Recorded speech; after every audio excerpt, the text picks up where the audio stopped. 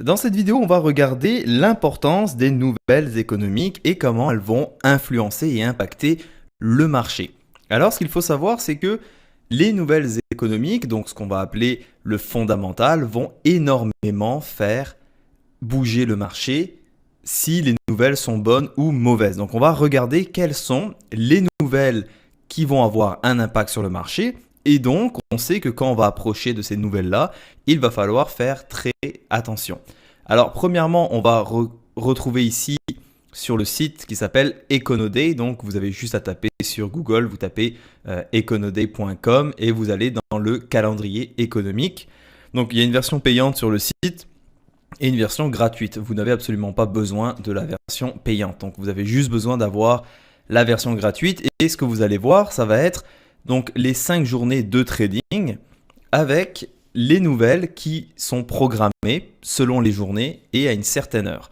On peut voir également qu'il y a ici quand c'est rouge ou quand c'est vert ou bien alors que ça va être ici en noir. Donc ça va déterminer l'importance de cette nouvelle économique en ce moment par rapport au marché US. Donc quand c'est rouge, eh bien on va faire extrêmement attention. Et de façon générale, on ne va pas rentrer dans un trade, on ne va pas prendre de position juste avant une nouvelle.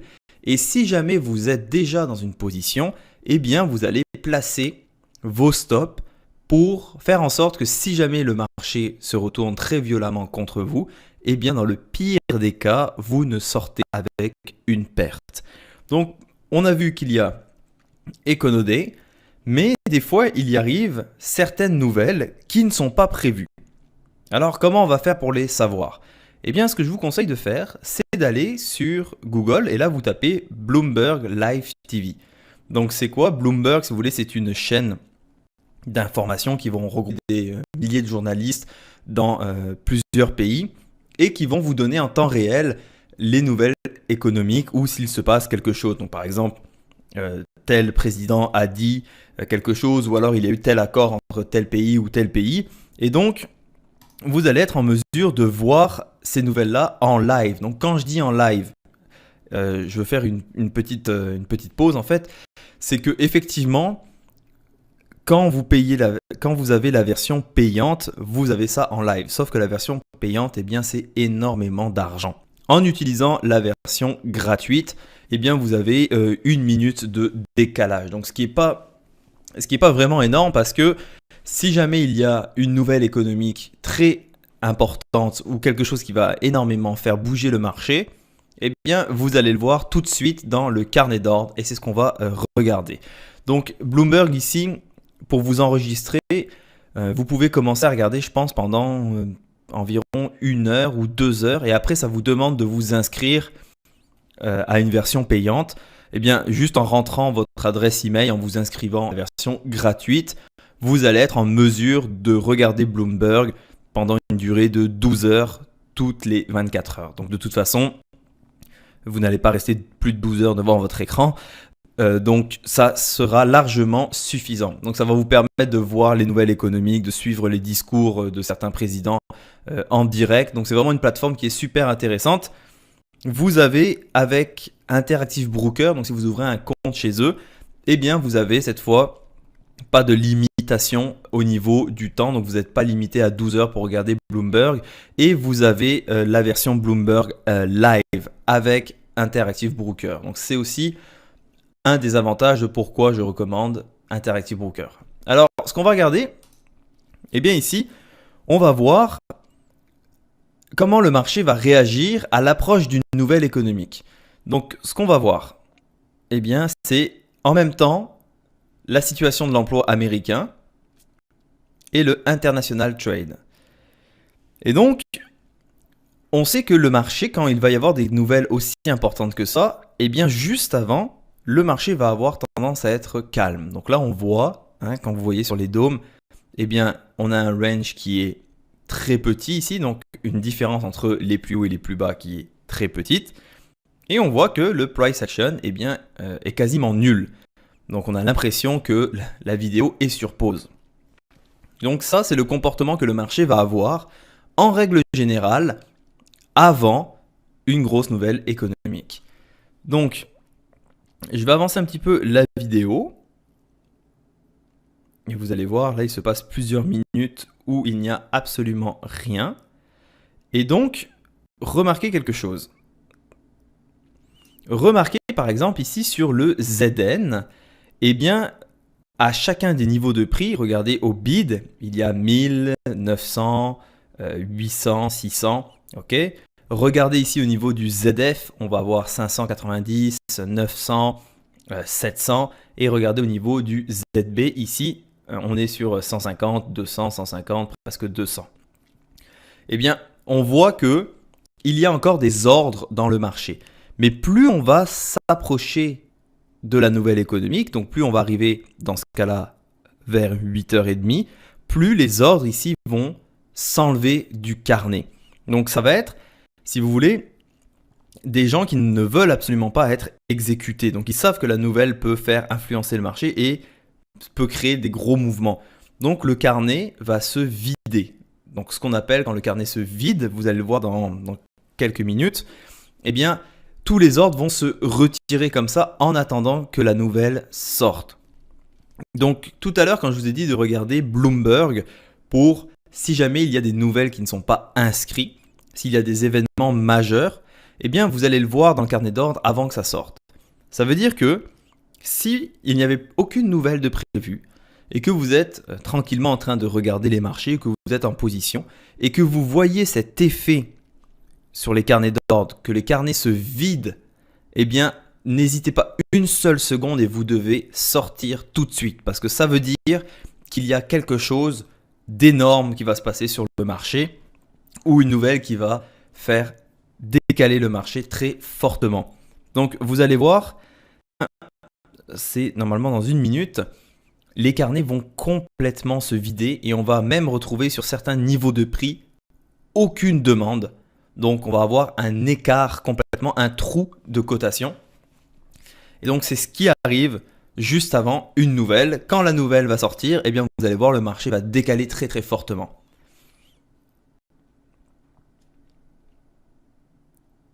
Donc regardez maintenant les carnets commencent complètement à se vider.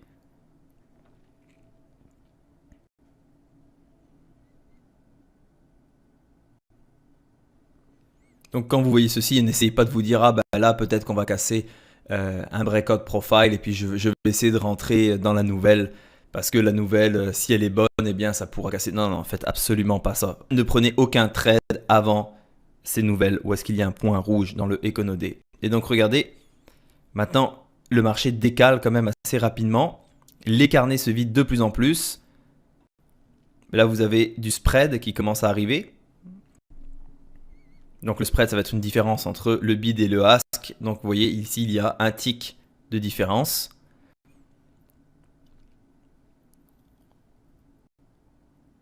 Et donc regardez, les carnets se vident complètement. Je vais d'abord mettre la vidéo en pause. Ça, c'est quelques secondes avant que la nouvelle sorte. Regardez comment les carnets sont complètement vides. Donc d'habitude, et bien sur le ZN, vous allez avoir entre 1500 et 3000 demandes, intentions d'achat sur chacun des niveaux. Là, vous êtes à 46, 71. Vous voyez? Donc, si jamais vous êtes dans le marché et qu'il n'y a pas de nouvelles et que vous voyez ça, s'il vous plaît, sortez tout de suite de votre transaction. Et donc, la nouvelle sort et regardez comment le marché va décaler très rapidement. Regardez les trous de cotation. Et hop, la nouvelle sort. Donc là, tout ce que vous voyez, c'est des ordres électroniques. C'est des robots qui travaillent pour essayer de restabiliser le marché. Alors, quand il y a des nouvelles économiques qui sortent comme ceci, vous attendez le déclenchement de la nouvelle et vous attendez que le carnet ici eh bien, se remplisse à nouveau. Donc avant une nouvelle, il va se vider. Après la nouvelle, eh bien, il va commencer à se stabiliser. Et on va voir cette stabilisation quand le carnet, justement, va se remplir à nouveau. Donc, on ne trade jamais avant une nouvelle économique, mais on peut trader après. On va trader après quand on va voir que le marché s'est stabilisé, qu'au niveau du bid et du ask, le carnet s'est re-rempli. Et on va voir si la nouvelle économique va donner une direction, soit haussière, soit baissière, pour la journée. Et donc, dans ce cas-là, on va suivre le mouvement que cette nouvelle-là va nous donner. Donc, il faut vraiment d'abord attendre la stabilisation, voir si le marché donne une direction claire. Donc, je vais vous repasser juste avant la nouvelle. Donc, regardez. Les carnets se vident de plus en plus. Le price action n'est pas bon. Il commence à avoir un écart ici, donc du spread.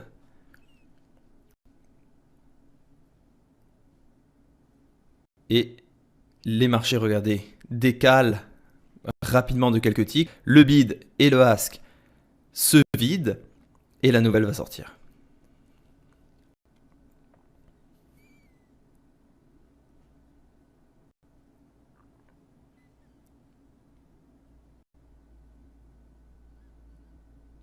Vous voyez, presque plus rien dans les carnets.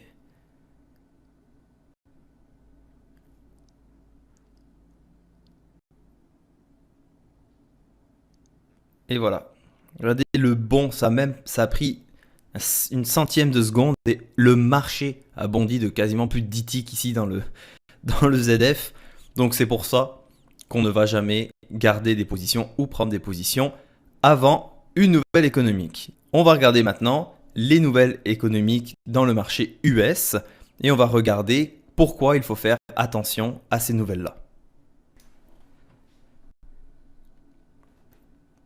La première nouvelle économique qu'on va regarder, qui est la plus importante de toutes les nouvelles, c'est ce qu'on va appeler le FOMC minute. Donc le FOMC, eh bien si vous voulez, c'est la Réserve fédérale américaine qui va annoncer bien, le taux d'intérêt auquel elle va prêter de l'argent, si vous voulez, aux banques, au gouvernement. Donc pourquoi ça a une grande importance?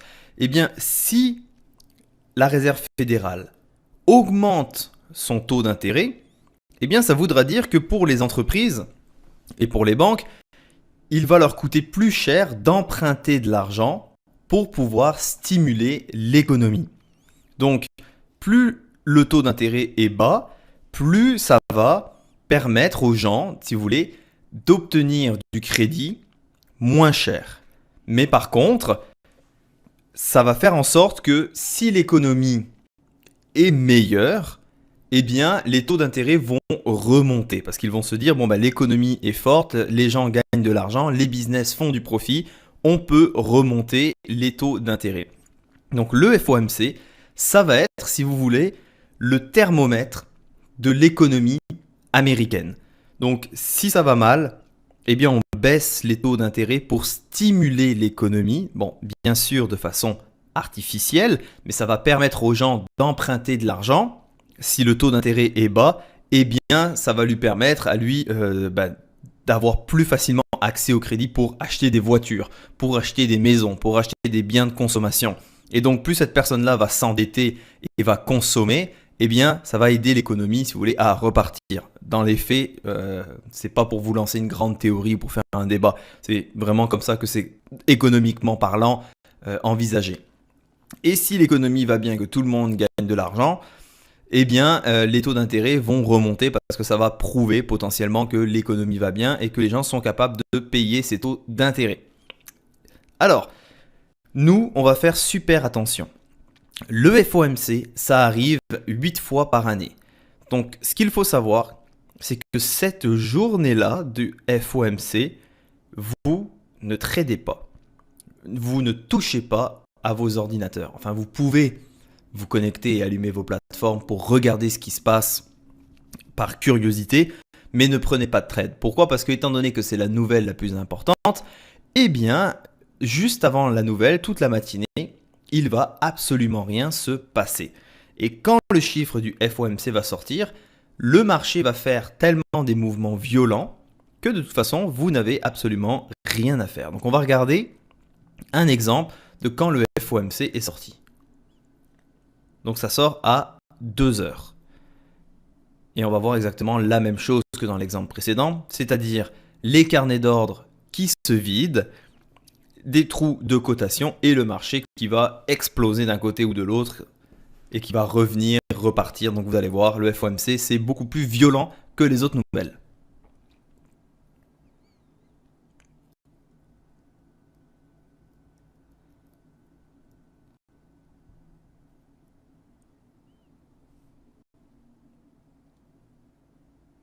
Les carnets sont vides. Et voilà. Regardez à la vitesse où le marché décale. Regardez le carnet d'ordre, comment il est vide.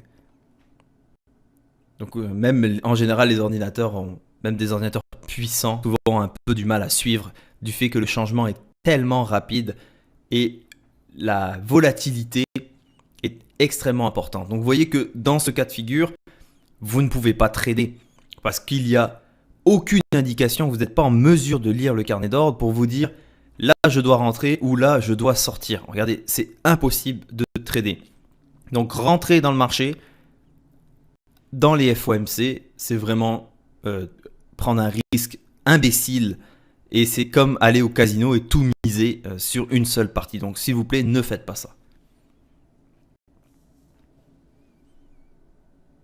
Donc voilà à quoi ça peut ressembler le FOMC. Maintenant, on va regarder une autre nouvelle ici qui s'appelle le jobless claim, si vous voulez. C'est les demandes de prestations emploi, donc c'est les demandes de chômage, l'inscription au chômage aux États-Unis. Donc cette nouvelle, elle est importante. Pourquoi? Parce qu'elle va refléter le marché de l'emploi. Si il y a plus, donc d'une semaine à l'autre, parce que le jobless, ça vient chaque semaine, tous les jeudis, eh bien s'il y a plus de nouveaux inscrits que la semaine précédente, ça voudra dire, bien sûr dans les grands faits, que vu qu'il y a plus de chômage, eh bien les gens vont moins consommer parce qu'ils sont au chômage. Donc c'est moins bon pour les entreprises. Ça voudra dire que les entreprises ne sont pas capables d'engager et donc que leur activité va être ralentie. Donc plus il y a de chômage, plus supposément l'économie va mal. Et justement, s'il y a moins d'inscriptions au chômage que la semaine d'avant, eh bien ça voudra dire que l'économie va bien parce que les gens ont du boulot et parce qu'ils ont du boulot, ils peuvent se mettre à emprunter de l'argent, ils peuvent se mettre à consommer. Donc on s'entend très bien que sur une base logique, c'est complètement n'importe quoi parce qu'on ne peut pas juger l'économie d'un pays une semaine sur l'autre là, mais c'est pas grave ça, on n'est pas là pour juger. Nous, ce qu'on veut, c'est faire attention à ces nouvelles. Donc, le taux de chômage, il est plus bas, c'est meilleur pour l'économie. Le taux de chômage, il est plus haut, c'est moins bon pour l'économie. Donc, ça veut dire que le marché est supposé baisser s'il y a plus de chômeurs et il est supposé monter s'il y a moins de chômeurs. Alors ça, c'est dans les grands faits. Donc, juste pour vous dire que ça, c'est une nouvelle qui a quand même un impact important sur les marchés. Ici, le Petroleum Status Report qui est à 11h, eh bien, ça va avoir une importance si vous tradez les matières premières, le pétrole, ou si vous avez des actions, par exemple, sur les entreprises qui œuvrent dans le pétrole. Donc, pour les bons du Trésor et pour le S&P 500, de ce que j'ai remarqué depuis que je suis dans le trading, c'est que ça n'a pas beaucoup d'importance, voire quasiment aucun effet sur les bons du Trésor ou sur le S&P 500. Alors, le FOMC, on fait super attention. Le jobless claim, on fait attention. Le pétroleum ici, on se garde une note. On regarde si à 11h, si proche de 11h, eh bien, les carnets commencent à se vider, eh bien là, on va faire attention. Mais si vous voyez que les carnets ne bougent pas, évitez quand même de rentrer dans un trade, mais vous allez voir que cette nouvelle-là, ici, le pétroleum, eh bien, ça n'a pas d'influence sur les bons du Trésor et sur le S&P 500. Le Employment Situation. Donc ici, c'est une autre nouvelle qu'on va faire attention également. Ça va être au même titre que le Jobless Claim. D'accord? Donc l'emploi, donc la situation de l'emploi aux États-Unis, pourquoi on va y faire attention? Le Employment Situation, ici, Eh bien, ça arrive une fois par mois. Et ça va être ce qu'il s'est passé dans le mois au complet, la situation de l'emploi américain, mais tous secteurs confondus. Donc, le jobless claim ici, c'est les nouveaux inscrits au chômage. Et le emploi situation ici, eh bien, ça va être globalement qu'est-ce qui s'est passé. Ok ? Donc, parce que c'est pas tout le monde qui va s'inscrire au chômage chaque semaine, d'accord ? Donc, il y a aussi certaines personnes qui n'ont plus le droit au chômage. Donc, le employment situation ici, ça va avoir beaucoup plus d'importance. Et ça, cette nouvelle-là va énormément impacter les bons du trésor. Donc, on va y faire très attention. Donc, évidemment, les bons du trésor vont être affectés si le employment situation, eh bien, on voit qu'il y a moins d'emplois aux États-Unis. Forcément, ça va affecter les bons du trésor. Donc, ça veut dire que le marché, l'économie sera ralentie, sera moins bonne. Et s'il y a une augmentation, une amélioration de la situation d'emploi, eh bien, ça voudra dire que l'économie sera meilleure. Donc, on fait très attention également à cette nouvelle-là. Le International Trade ici. Cette nouvelle, eh bien, vous voyez qu'elle sort en même temps qu'une autre grosse nouvelle. Alors, elle a moins d'importance cette journée-là. Pourquoi ? Parce qu'elle sort en même temps que le Employment Situation. Donc, si il n'y avait pas le Employment Situation, eh bien, on ferait attention à savoir qu'est-ce que cette nouvelle-là va nous apporter. Donc, dans ce cas-là, elle sort en même temps. Si vous voulez, le Employment Situation va prendre le dessus sur la direction du marché. Et les nouvelles qu'on va voir ici, donc le Factory Order, ça veut dire le bon de commande des entreprises. Donc évidemment, c'est une nouvelle qui est classée vert parce qu'en général, elle n'a pas énormément d'impact. Donc cette nouvelle, ça veut dire que, eh bien, on va regarder si les entreprises ont des commandes pour fabriquer des produits. Et donc, plus le carnet des entreprises sera rempli, plus ça voudra dire que c'est bon pour l'économie. Et au contraire, si le carnet de commandes est moins rempli, eh bien ça veut dire que les entreprises font moins d'argent, donc emploient moins de monde et que l'économie est moins bonne. Alors ici, on a le PPI. Ici, c'est une nouvelle économique qui a une grande importance. Ça va être, donc le PPI, c'est Producer Price Index. Ça va nous permettre, si vous voulez, de mesurer les changements des prix, donc des services et des biens, mois par mois. Cette nouvelle-là sort tous les mois, environ à la moitié du mois. Donc, ce n'est pas tout le temps le cas, la date peut changer un petit peu. Eh bien, ça va nous permettre, si vous voulez, de mesurer potentiellement l'inflation dans les prochains mois ou du moins dans le mois suivant. Donc, on sait que plus un service ou un bien, son prix va monter, plus ça va créer de l'inflation. Donc, cette nouvelle, on y fait très attention. En règle générale, elle est toujours à 8h30. Et donc, en même temps, on a le Jobless Claim ici. Donc, à 8h30 ici, étant donné qu'on a les deux nouvelles économiques en même temps, on va faire attention. Et je vous rappelle encore une fois que dans le trading, eh bien, c'est le mardi, le mercredi, le jeudi où il y a de façon générale plus d'actions et que le price action va être meilleur pendant la semaine.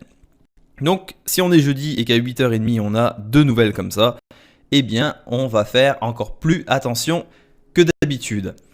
Également, on va regarder maintenant le Consumer Price Index et le Retail Sale. Donc, qu'est-ce que c'est ? Eh bien, le Consumer Price Index, donc c'est un indicateur de prix qui va mesurer, si vous voulez, la moyenne du coût de la vie, si vous voulez, donc combien ça va coûter pour une maison, combien ça va coûter pour les biens et services de base, eh bien ça va permettre également de mesurer l'inflation. Donc comment on interprète ça, c'est que on sait que plus l'inflation va être faible, eh bien plus ça va dire que les marchés, les entreprises vont faire plus de profit. Et donc plus c'est bon pour le profit, eh bien plus l'économie va mieux s'en tirer. Donc, ce qu'on veut, c'est toujours des indicateurs qui nous disent que l'emploi va bien, l'emploi est en hausse, le taux de chômage est en baisse et que l'inflation est en baisse. Donc, c'est ce qu'on veut pour avoir un marché qui monte. Maintenant, on va regarder le retail sale. Donc ça, c'est un indicateur qui est quand même très important, le retail sale. Si vous voulez, ça va être, on va prendre tous les reçus des magasins et on va définir si les gens ont plus consommé ou non. Donc c'est vraiment un indicateur qui va nous donner le pouls de l'économie américaine, si vous voulez. Les ménages, est-ce qu'ils dépensent plus d'argent? Donc plus ils vont dépenser d'argent, plus ça voudra dire que l'économie est en bonne santé. Et à contrario, si le retail sale est moins bon, si les chiffres sont moins bons, eh bien ça voudra dire que les gens dépensent moins dans les biens de consommation ou dans la nourriture par exemple. Donc ça voudra dire une économie qui est moins bonne. Et ça, le retail sale, ça arrive tous les mois. La date peut un petit peu changer, c'est pas tout le temps le vendredi. Dans les autres types de nouvelles qui vont réellement avoir un très gros impact, on a ici le Philadelphia Fed Business Outlook. Ça, si vous voulez, ça va permettre de donner une indication sur la santé des entreprises américaines. Et donc, cette nouvelle-là, ça arrive tous les mois et on fait très attention. Donc, c'est le 3e jeudi de chaque mois. Ça, on sait que ça influence beaucoup le marché. Donc, cette journée-là, vous voyez, on a le Housing Start à 8h30. Ça, c'est une indication qui nous démontre le nombre de permis, de nouveaux permis de construction pour des maisons qui ont été délivrés. Donc évidemment, plus il y a de permis qui a été délivré, plus ça voudra dire que les gens dépensent et que l'économie va bien. En même temps, on va avoir le Jobless Claim, donc ça on a déjà vu. Donc c'est les nouvelles personnes qui s'inscrivent au chômage. Et on a ici après le Philadelphia Fed Businesses. Donc on sait qu'à 8h30 là, ça va être extrêmement mouvementé, donc ne soyez pas en position. Industrial Production, ici c'est une nouvelle qui est à voyer cette fois à 9h15, donc ça va être juste avant l'ouverture des marchés US, donc de la bourse de New York. Eh bien c'est une nouvelle qui potentiellement peut influencer quand même le marché. Donc ça va être aussi un indicateur pour savoir où se situent les productions industrielles ce mois-ci. Un autre type de nouvelle, ici on va voir le PMI Composite Flash. Donc ça c'est à 8h45. Si vous voulez, ça va être une donnée où on va quand même faire attention, mais en règle générale, ça n'influence pas trop les bons du trésor. Il peut y avoir des petits mouvements, mais pas aussi gros que ce qu'on va voir plus tard, donc le GDP par exemple. C'est une estimation en fait qui va nous donner la santé économique de 1000 entreprises, de 1000 usines si vous voulez, et services à travers le pays. Donc c'est des estimations, disons, à chaque fois. Donc c'est pas une nouvelle qui est majeure, mais on va quand même y faire très attention. Le plus important après le FOMC, ça va être le GDP. Donc ça arrive tous les trimestres. Et cet indicateur-là, comment il est calculé? Eh bien, ça va englober toute l'activité de l'économie américaine. Donc, que ce soit les productions, les carnets de commandes des entreprises, le taux de chômage, les taux d'intérêt, bref, tout ce qu'on peut voir dans l'économie américaine, eh bien, tout ce qui est quantifiable, on va le calculer, puis on va mettre ça dans le GDP. Ça, c'est extrêmement important. Donc, cette nouvelle-là, eh bien, elle est à 8h30. Donc, c'est tous les 3 mois. On sait que ça va apporter beaucoup de mouvements dans le marché cette journée-là. Et également, le jeudi, donc juste avant, eh bien, il y a certains gros traders qui vont vouloir se débarrasser de leur position justement avant ce genre de grosses nouvelles. Donc, on sait que la journée d'avant, ça va quand même aussi apporter du volume dans le marché. Donc, on fait super attention à ce genre de nouvelles. Alors, pour résumer, eh bien, comment on détermine l'impact des nouvelles économiques? On ne va pas essayer de prévoir ce qui va se passer. On ne va pas essayer de se dire, alors je vais essayer de, moi, particulier chez moi, essayer de calculer, de savoir si l'économie américaine va bien ou pas pour prendre des positions avant la sortie des grandes nouvelles. C'est absolument pas ça le but. D'accord? Parce que premièrement, vous n'êtes pas équipé pour le faire. Deuxièmement, il y a des centaines, voire des milliers de personnes qui, eux, travaillent à sortir ces chiffres-là, puis à essayer de faire en sorte que ça reflète au plus près de la réalité. vous, en tant que particulier, premièrement, ce sera un travail qui serait extrêmement long à faire. Deuxièmement, vous ne pouvez pas parier en disant « je pense que la nouvelle sera bonne » ou « je pense que la nouvelle sera mauvaise », d'accord? Sincèrement, on s'en fout. Ce qu'il faut juste se concentrer, c'est cette nouvelle, est-ce que oui ou non elle a un impact sur le marché? Si oui, est-ce que ça fait décaler le marché? Moi, ce que je vais attendre, c'est que la nouvelle passe, ça fait bouger le marché soit à la hausse, soit à la baisse. J'attends que les carnets d'ordre se remplissent, que le marché se stabilise et je regarde si c'est en mesure de me donner des opportunités de trading après la nouvelle. Et donc on se rappelle, on ne prend jamais de position avant une grosse nouvelle économique. Si jamais on est déjà en position, eh bien essayez de sortir de votre position ou alors mettez un stop. Mais même à ça, même en mettant un stop, je vous déconseille toujours de garder une position avant une nouvelle économique. Pourquoi? Parce que ça se peut que votre stop ne soit pas exécuté du fait qu'il y ait tellement de volatilité puis que le marché peut bouger extrêmement rapidement. Donc par mesure de sécurité, par money management et gestion de risque, on va sortir de notre position toujours avant des grosses nouvelles. Donc on regarde le matin et on se prend des notes pour savoir où sont les nouvelles qui vont influencer dans le marché. Donc je vous ai fait voir principalement les nouvelles qui étaient les plus importantes. À savoir qu'à chaque fois qu'il y a un point rouge, là, donc par exemple le New Home Sale, eh bien c'est important.